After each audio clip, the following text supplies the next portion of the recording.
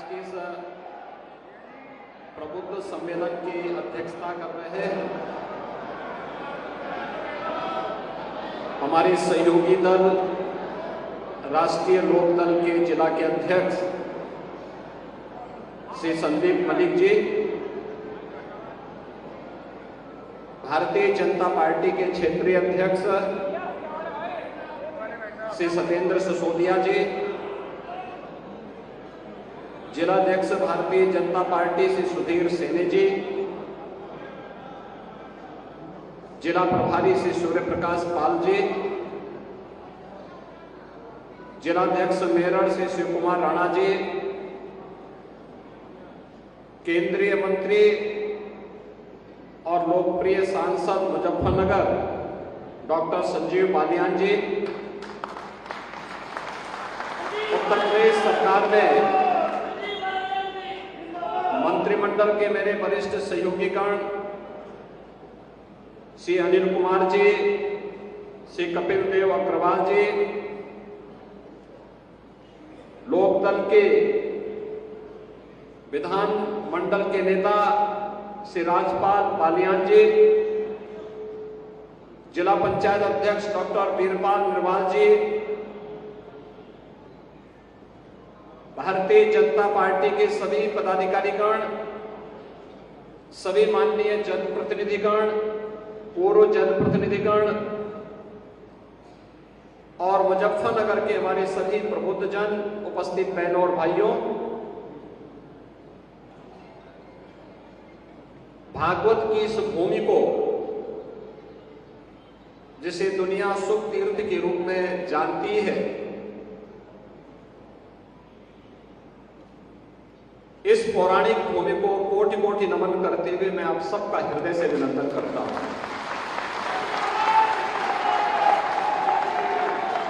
बहनों और भाइयों, में मेरा सौभाग्य है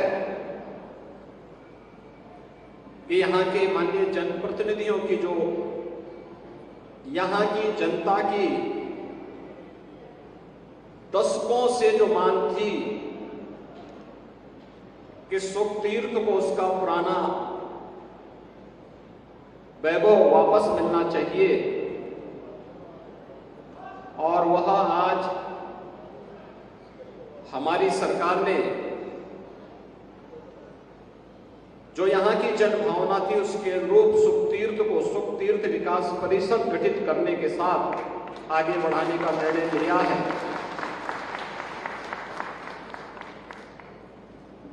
हजारों वर्षों की विरासत आपके पास है। आप भी कह सकते हैं कि जीवन की सच्चाई को श्रीमद् भागवत महापुराण के माध्यम से आज भी देश और दुनिया के अंदर जहां कहीं भी सनातन धर्मावलंबी होगा वह इस महापुराण का श्रवण करता है। और आप कह सकते हैं कि 5000 वर्ष पहले सबसे पहले सुखदेव जी महाराज ने इस महापुराण का वाचन कहीं पे किया था तो हमारे जनपद में किया था, मुजफ्फरनगर जनपद में। अब सोचो, दुनिया के अंदर 5000 वर्ष का इतिहास कितने लोगों के पास होगा? किसी के पास नहीं, लेकिन आपके पास उंगली में गिनने के लिए है 5000 वर्ष पुराना इतिहास। इतिहास बनाने की विधि है। एक और आपको इस पौराणिक उपलब्धि के लिए बधाई, और दूसरी तरफ किसानों के मसीहा भारत के पूर्व प्रधानमंत्री चौधरी चरण सिंह जी को भारत रत्न मिला। चौधरी साहब को सम्मान बहुत पहले मिलना चाहिए था, लेकिन किसान पिछली सरकारों के एजेंडे में नहीं था। अन्यथा यह कार्य बहुत पहले होना चाहिए था। क्या कर रहा था इंडी गठबंधन? लोग तो वही थे 2004 से 2014 तक 10 वर्ष के अपने कार्यकाल में भी चौधरी साहब को यह सम्मान दे सकते थे, लेकिन यह सम्मान प्रधानमंत्री मोदी जी ने दिया, इसलिए मोदी जी के प्रति आभार भी करते हैं। भारत के विकास का रास्ता हमारे देश के गांव और खेत और खलियान से होकर के जाता है। ये बात कहने वाला भारत माता का कोई एक सपूत था तो चौधरी चरण सिंह थे। और आज चौधरी साहब के प्रति कृतज्ञता ज्ञापित करने के लिए प्रधानमंत्री मोदी जी ने उन्हें भारत रत्न देकर के भारत की उस गौरवशाली परंपरा के साथ जोड़ने का काम किया है, जो हर भारतवासी के लिए सम्मान की बात है। तो स्वाभाविक रूप से मुजफ्फरनगर भी, हमारा पश्चिमी उत्तर प्रदेश भी और हमारा उत्तर प्रदेश भी इससे गौरवान्वित हुआ है, क्योंकि चौधरी साहब उत्तर प्रदेश के मुख्यमंत्री के रूप में भी अपने दायित्व का निर्वहन करके जनता जनार्दन को विकास की एक नई धारा के साथ जोड़ने के कार्य किए थे। बहनों और भाइयों, मैं आज मुजफ्फरनगर में आया हूं एक सामान्य रूप से। जनसभाएं हम लोग बाद में करने के लिए आए थे, लेकिन डॉक्टर संजीव बालियान जी ने नामांकन किया, तो नामांकन के बाद जब तक सिंबल वगैरह आदि आवंटित होते हैं, तो मैंने कहा तब तक मैं प्रबुद्ध जनों का आह्वान करने के लिए एक बार होकर के आता हूं, क्योंकि यहां पे जो लोग आए हैं ये अलग अलग संगठनों से जुड़े हैं। कोई बार एसोसिएशन अधिवक्ता समुदाय से जुड़ा हुआ है, कोई इंडियन मेडिकल एसोसिएशन से जुड़ा हुआ है, कोई शिक्षक समाज से जुड़ा हुआ है, कोई व्यापार मंडल से जुड़ा हुआ है, कोई चैम्बर ऑफ इंडस्ट्रीज से जुड़ा हुआ है, कोई अलग अलग तबके से जुड़े हुए लोग हैं। उन सभी लोगों का, क्योंकि वह समाज का नेतृत्व वर्ग है, उस नेतृत्व वर्ग से मैं अपील कर सकूं। यद्यपि डॉक्टर संजीव बालियान जी अपने क्षेत्र में बराबर जुड़े रहते हैं, तो उनके पास बाकी काम ही किया, दिल्ली में या तो मुजफ्फरनगर या फिर लखनऊ में यहां के समस्याओं को लेकर के उस कार्य का समाधान करने के लिए, और इसलिए वे ज्यादा समय अपने संसदीय क्षेत्र को देते हैं। ये जिम्मेदारी देने के लिए ही मैं आपके पास आया हूं कि चुनाव के दौरान प्रत्याशी से अपेक्षा नहीं होनी चाहिए कि हर घर जा पाए, हर विधानसभा में जा पाए या हर गांव में चला जाए। उनके कार्यक्रम सीमित होंगे, जो कि केंद्रीय मंत्री हैं तो अन्य क्षेत्रों में भी उनको प्रचार के लिए जाना पड़ सकता है। इसलिए हर प्रबुद्ध जन को, हर पदाधिकारी को, हर जनप्रतिनिधि को, हर कार्यकर्ता को स्वयं संजीव बालियान बनना पड़ेगा, तब मोदी जी के संकल्प की पूर्ति में हम सब सहायक हो पाएंगे। आप देखिए ना, एक वोट की कीमत आपकी कितनी होती है? एक वोट वह देश की तकदीर को भी और देश की तस्वीर को भी बदल सकती है। आपका एक वोट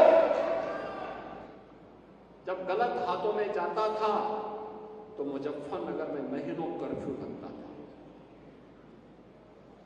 आपका एक वोट सही हाथों में गया तो मुजफ्फरनगर अब कर्फ्यू नहीं, कांवड़ यात्रा के लिए जाना चाहता है।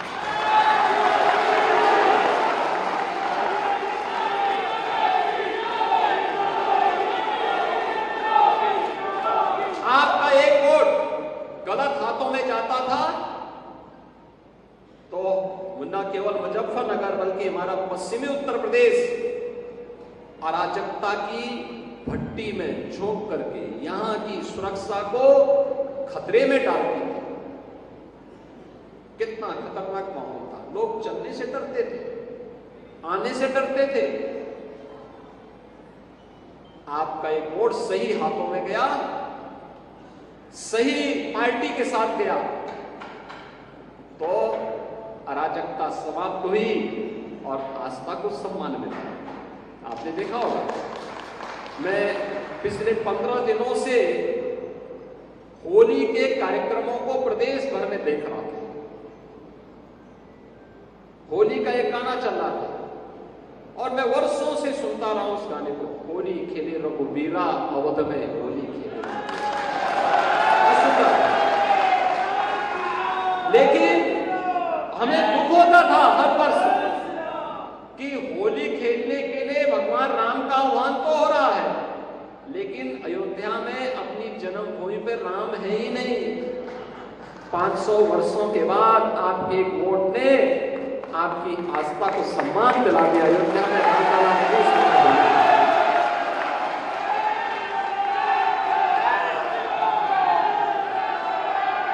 आपका वोट गलत हाथों में जब जाता था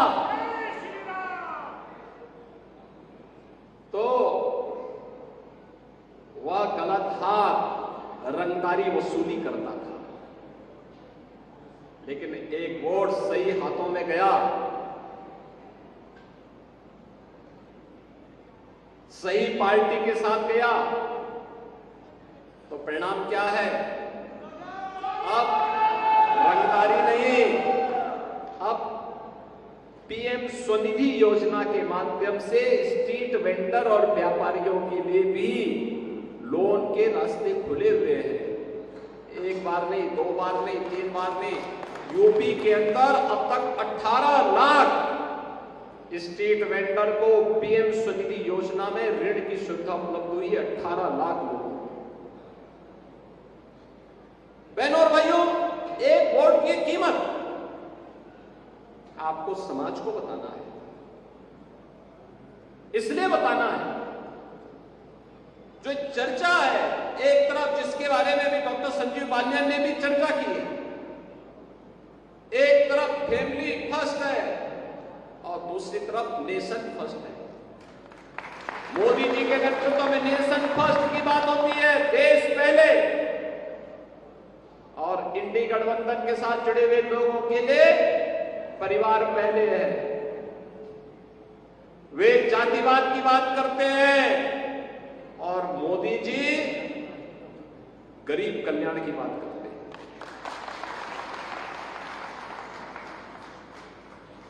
वे तुष्टीकरण की बात करते हैं, मोदी जी कहते नहीं, हमें संतुष्टि पे ध्यान देना होगा, सबका साथ सबका विकास। यही अंतर है जो मोदी जी को अन्य नेताओं की तुलना में अलग पहचान दिलाते हैं और भारतीय जनता पार्टी एनडीए गठबंधन को एक अलग पहचान दिलाते हैं। और उसी पहचान को जन जन तक पहुंचाने के लिए आपको जाना है, जिसके लिए हम लोग आए हैं। क्या आपके पास मोदी जी की गारंटी है? मोदी जी की गारंटी। मोदी की गारंटी का मतलब 12 करोड़ किसानों को प्रधानमंत्री किसान सम्मान निधि। मोदी की गारंटी का मतलब 4 करोड़ गरीबों को सिर ढकने के लिए छत, पीएम आवास योजना का लाभ। 12 करोड़ गरीबों को, गरीब परिवारों को, यानी 60 लाख परिवारों को, 60 लाख लोगों को, 60 करोड़ लोगों को, 60 करोड़ लोगों को 5 लाख रुपए की स्वास्थ्य बीमा का कवर। 2.5 करोड़ परिवारों को उनके घर के अंदर उजाला। 10 करोड़ गरीबों को प्रधानमंत्री उज्ज्वला योजना में फ्री में रसोई गैस का कनेक्शन। मोदी की गारंटी का मतलब हर बेटी और हर व्यापारी को सुरक्षा। नहीं तो पश्चिमी उत्तर प्रदेश में 2017 के पहले हम आते थे। मुझे याद है कपिल देव अग्रवाल जी के सभा में ही मैं आया था 16 में, और मैं आया था उस समय चुनाव प्रचार के लिए उनके लिए। क्या स्थिति थी उस समय, क्या तनाव का माहौल था। मैंने कभी ये तनाव के माहौल में आप लोग रहते हैं, इस तनाव से मुक्त तो करिए। और मैं धन्यवाद दूंगा कि मुजफ्फरनगर वासियों को उन्होंने उस आह्वान के साथ जुड़ करके प्रधानमंत्री मोदी जी के नेतृत्व में विश्वास किया और उत्तर प्रदेश में भी भारतीय जनता पार्टी की सरकार लाने में अपना आशीर्वाद दिया। 2014, 2017, 2019 2022 ये लगातार आपका आशीर्वाद मिला तो मुजफ्फरनगर लोकसभा सीट में ही, सरथना में ही प्रदेश का पहला स्पोर्ट्स यूनिवर्सिटी बन रहा है, वर्ल्ड क्लास यूनिवर्सिटी बन रही है। अब किसी बेटी पारुल चौधरी को अपनी प्रैक्टिस के लिए दुनिया के अंदर नहीं बल्कि इसी लोकसभा सीट में उनको अपनी प्रैक्टिस करने का एक अवसर प्राप्त होगा, एक मंच प्राप्त होगा। और फिर मुजफ्फरनगर की बेटी भी अब जब किसी इंटरनेशनल प्रतिस्पर्धा में, किसी एशियाड में, किसी कॉमनवेल्थ गेम्स में, किसी ओलंपिक में गोल्ड मेडल जीतेगी तो डायरेक्ट तस्तरी में परोस करके डिप्टी एसपी का पद उनके सामने होगा। प्रिया ना, डिप्टी एसपी की सीधी नौकरी हमने दी ना। उस बेटी ने घोषणा कहां की थी? चीन में। उसे पूछा गया कि चीन का खिलाड़ी तो तुमसे आगे चल रहा था, तुम कैसे? उसने कहा जैसे वो आगे चल रही थी तो मैंने कहा डिप्टी एसपी का पद छूट जाएगा, तो मैंने उसके मारी अपनी पूरी ताकत और उसको पछाड़ करके भारत के लिए गोल्ड मेडल जीता। अब होनहार खिलाड़ियों की जगह बनेगी मुजफ्फरनगर लोकसभा से, पहले से है लेकिन उसको और एक नया स्वरूप, नए कलेवर के साथ, पूरी भव्यता के साथ एक इंटरनेशनल खेल की हम यूनिवर्सिटी, स्पोर्ट्स यूनिवर्सिटी यहां बनाने जा रहे हैं। आज आपने देखा होगा डेवलपमेंट के कितने कार्य हुए, और डेवलपमेंट तब सार्थक है जब सुरक्षा हो। सुरक्षा के मोर्चे पर कोई कोताही नहीं, कोई कोताही नहीं।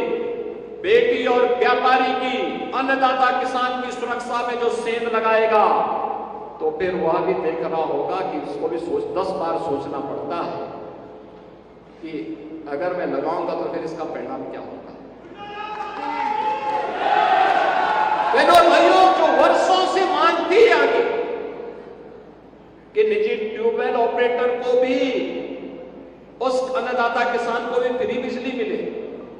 यद्यपि प्रदेश में बहुत लोड आ रहा था, हमने कभी नहीं, अन्नदाता किसान के लिए करेंगे। और 2600 करोड़ रुपए इसी साल अपने बजट में अपने लिए भी किए हैं, तो इसके लिए किए हैं, जिससे उस पैसे को हम सरकार से देंगे और उनको फ्री में पानी, बिजली उपलब्ध करवाएंगे। सोलर पैनल भी उपलब्ध करवाए जा रहे हैं, बेहतर कनेक्टिविटी की जा रही है, सभी प्रकार की सुविधाओं से युक्त किया जा रहा है।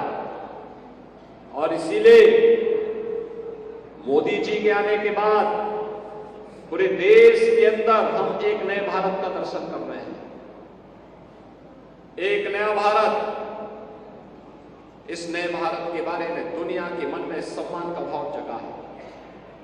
आज भारत के पासपोर्ट की कीमत दुनिया के अंदर बढ़ी है, भारत की सीमाएं सुरक्षित हुई हैं, देश के अंदर नए नए संस्थान स्थापित हो रहे हैं। भारत एक सही दिशा में आगे बढ़ चुका है। एक नया भारत जिसमें सुरक्षा भी है तो समृद्धि भी है,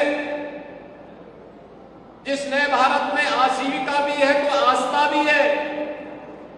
आप सोचो, क्या अयोध्या में राम मंदिर का निर्माण ये सपा, बसपा और कांग्रेस के लोग करा पाते क्या? आप में से कितने लोग अयोध्या गए दर्शन करने के लिए? पूरा मुजफ्फरनगर ही जा चुका है।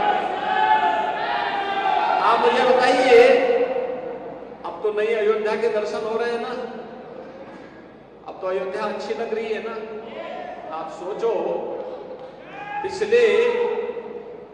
पिछले 2 महीने के अंदर अयोध्या में 1.5 करोड़ से ज्यादा श्रद्धालुओं ने दर्शन किया है, और देश के अंदर से अलग अलग क्षेत्रों से,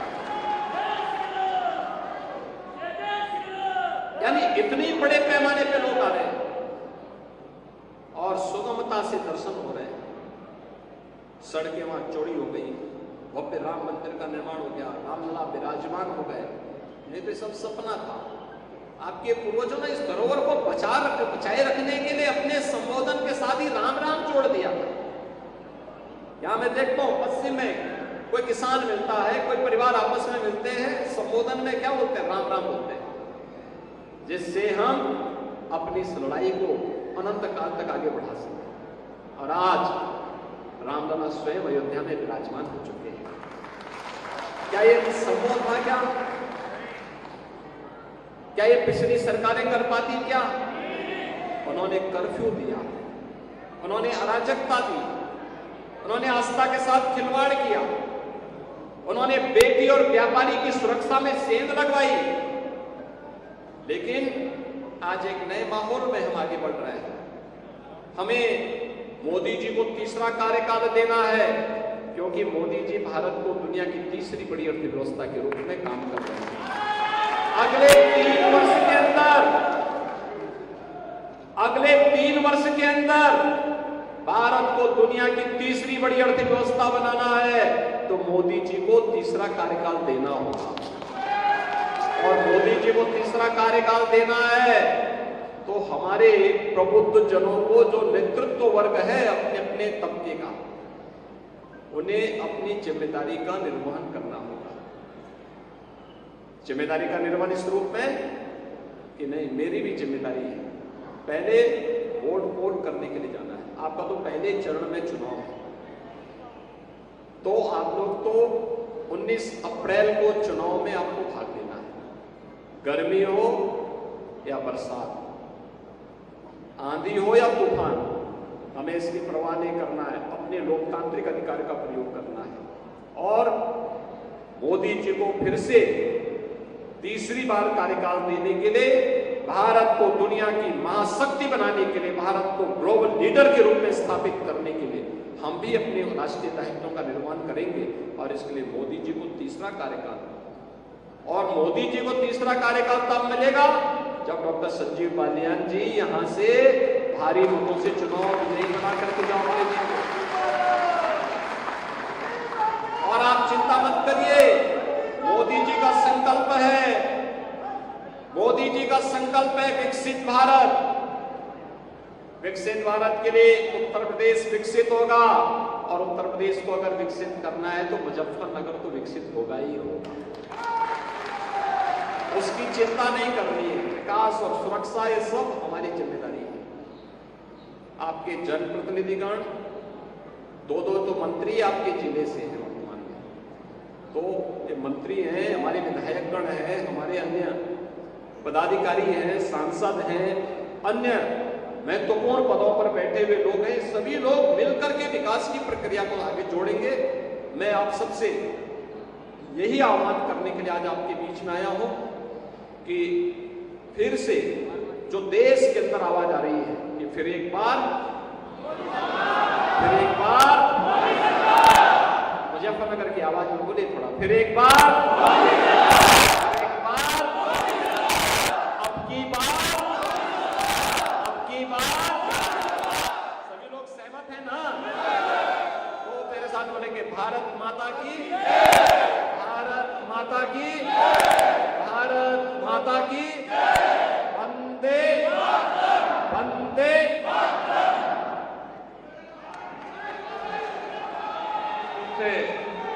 माननीय मुख्यमंत्री जी के आह्वान का हम पूर्ति करेंगे और इस कार्यक्रम के समापन के लिए, धन्यवाद के लिए मैं आमंत्रित करता हूं आज की सभा के अध्यक्ष आदरणीय।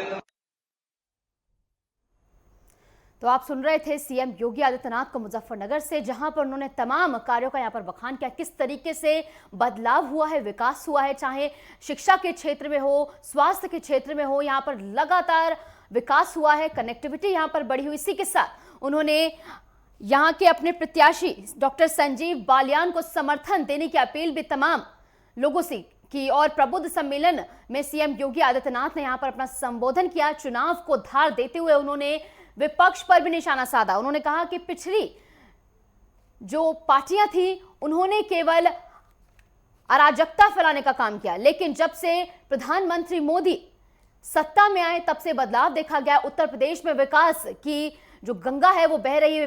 विपक्ष जातिवाद की बात करता है, इसको लेकर उन्होंने विपक्ष पर निशाना भी साधा, अराजकता करने का आरोप उन्होंने लगाया। इसी के साथ मोदी जी के कार्यकाल में सबका साथ सबका विकास हुआ है, ये उन्होंने कहा। इसी के साथ आपको बता दें कि मुजफ्फरनगर से बीजेपी के प्रत्याशी जो चुनावी मैदान में है संजीव बालियान, उनको समर्थन देने की अपील भी यहां पर सीएम योगी आदित्यनाथ द्वारा की गई। और साथ ही तमाम कार्य जो हुए हैं प्रधानमंत्री मोदी के कार्यकाल में, और उत्तर प्रदेश में जब से सीएम योगी आदित्यनाथ सीएम बने हैं, 7 साल उन्हें हाल ही में पूरे हो गए हैं बतौर सीएम, और उसके बाद जिस तरीके से यहां पर बदलाव हुए हैं, विकसित उत्तर प्रदेश बनाने की जो तर्ज पर काम यहां पर किया जा रहा है, इस बात पर भी उन्होंने जोर दिया कि विकसित भारत के लिए विकसित उत्तर प्रदेश बहुत जरूरी है, और आने वाले 3 साल में भारत को तीसरी सबसे बड़ी अर्थव्यवस्था बनाने का जो लक्ष्य प्रधानमंत्री मोदी ने रखा है, इस बात का भी उन्होंने जिक्र किया।